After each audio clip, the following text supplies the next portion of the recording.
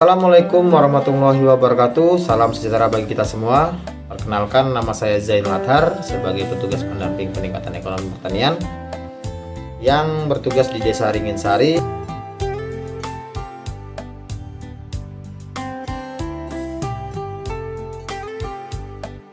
Kali ini saya akan memberikan materi mengenai kegiatan pendirian koperasi bagi kelompok tani atau sering disebut dengan koperasi pertanian. Nah, sekarang akan kita bahas mengenai tata cara pendirian koperasi, namun kita bahas dulu apa pengertian dari koperasi.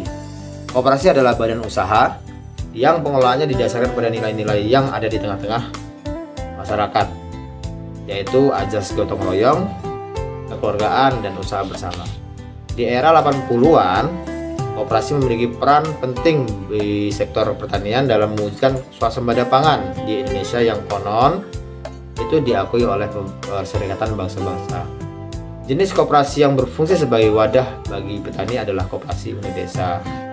Nah, KUD itu sendiri pada saat itu tidak terbatas pada kegiatan penyediaan stok saja atau stok beras dan yang lain, tetapi juga penyediaan saprodi atau sarana produksi pertanian, pengolahan bahkan pemasaran gabah maupun beras. Nah, berikut ini adalah langkah-langkah yang dapat dilakukan untuk mendirikan sebuah koperasi pertanian, khususnya di Gapoktan, Poktan, bisa juga nanti di KUIT. 1. Tentukan tujuan dan sasaran. Untuk mendirikan sebuah koperasi atau koperasi pertanian harus diawali dengan adanya gagasan sekelompok orang yang memiliki tujuan, visi, dan misi yang sama. Kumpulkan orang-orang yang memang memiliki tujuan yang sama tersebut untuk melakukan sosialisasi kepada para petani. Yang kedua, tentukan struktur organisasi atau struktur pengurus dari koperasi tersebut. Pastikan pengurus koperasi adalah orang-orang yang terpercaya, yang mampu mengelola keuangan dengan baik dan menawarkan kebijakan-kebijakan ideal yang berpihak kepada anggota. Untuk menentukan pengurus, ini perlu dilaksanakan rapat pembentukan untuk menetapkan pendiri, pengurus, dan anggota. Para pendiri menandatangani berita acara pembentukan koperasi. Setelah itu berturut-turut dibentuk pengurus. Dibentuk juga anggaran dasar atau peraturan pokok serta rencana kerja dan anggaran. Rapat pembentukan ini harus dihadiri oleh pejabat, dinas atau instansi terkait, badan yang membidangi bidang koperasi sesuai domisili para anggota. Jika memungkinkan dapat dihadirkan notaris yang nantinya akan mengesahkan akta pendirian koperasi.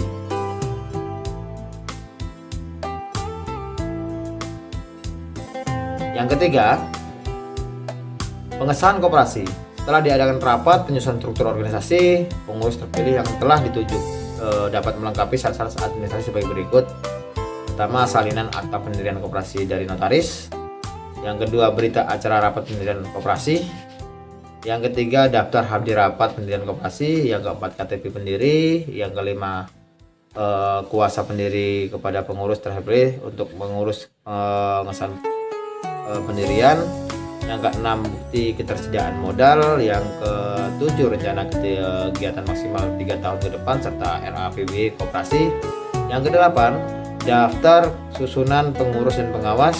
9, daftar sarana dan prasarana koperasi. 10, surat yang menyatakan tidak ada hubungan keluarga antara pengurus.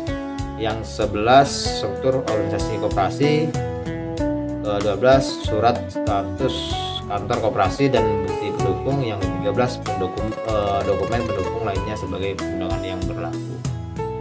Keempat, pengelolaan koperasi. Nah, setidaknya ada 3 hal pokok yang dapat menentukan keberhasilan pengelolaan suatu koperasi. Yang pertama adalah di sumber daya manusia atau SDM yang baik dan memadai sesuai dengan kompetisinya. Yang kedua, administrasi yang baik, termasuk di dalamnya pengelolaan keuangan. Yang ketiga, pengelolaan yang baik oleh anggota terhadap para relasi. Setelah mendirikan koperasi pertanian seperti KUD, maka perlu melakukan pengawasan dan penilaian terhadap kinerja koperasi dan mensejahterakan anggotanya. Nah, berikut ini adalah beberapa ciri koperasi yang sukses. 1. memiliki pengurus dan pengawas yang dipilih oleh anggota. Jika koperasi semakin berkembang dan pengurus tidak mampu lagi mengelola secara maksimal, maka perlu diadakannya atau dilakukan perekrutan kembali perekrutan manajer dan karyawan. Yang kedua, transparansi atau keterbukaan dalam kepengurusan yang jujur, bersih, adil, dan disiplin. Yang ketiga, peran aktif dari para anggota secara jujur, adil, dan disiplin. Keempat, tim pengawas mampu menjalankan tugas dan fungsinya. Kelima, ADART yang disepakati dan dijalankan secara konsisten. Keenam, rapat anggota minimal sekali dalam setahun dengan jumlah 75% kehadiran dari seluruh anggota. Yang ketujuh, adakan education atau pembelajaran bagi para pengurus sehingga mampu meningkatkan kualitas SDM-nya. Yang kedelapan, pelayanan prima kepada anggota dan 75% anggota puas terhadap manajemen koperasi. Yang kesembilan, administrasi yang baik, pengelolaan keuangan dan non keuangan secara lengkap dan tertib. Dan yang terakhir nih penting, karena di kegiatan koperasi itu akan dinilai secara baik apabila mampu menjalankan RAT. Kenapa dibilang mampu menjalankan RAT?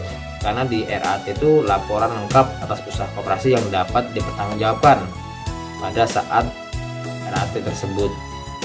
Nah, itulah langkah-langkah yang harus dilakukan jika Anda bersama dengan Poktan, Gapoktan, Global Wanitani di lingkungan Anda ingin mendirikan sebuah koperasi pertanian. Mari bersama kita tingkatkan peran koperasi, khususnya koperasi pertanian, untuk meningkatkan ketahanan pangan di Indonesia. Wabillahi taufiq wal hidayah. Wassalamualaikum warahmatullahi wabarakatuh. Terima kasih. Kami BPP Nusa Bakti, Kecamatan Belitang 3, Kabupaten Oku Timur. Petani Jaya! Penyuluh Bisa!